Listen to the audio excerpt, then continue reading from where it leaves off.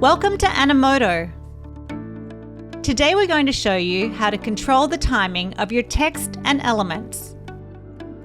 To customize your timing, click on the text or element you want to modify.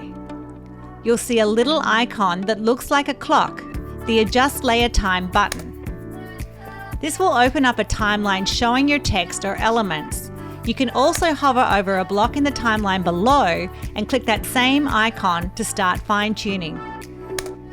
Grab the bumpers on each layer to shorten or lengthen the duration of your text and/or elements. Click and drag the layer to move it along the timeline and choose when you want your text and elements to appear and disappear. Slide the playhead along the timeline to watch your edits come to life instantly. The playhead also comes in handy for syncing things up. To review the full block, just hit the play button. If you need a closer look, scale your timeline up for a magnified view, or scale it down to see the broader picture.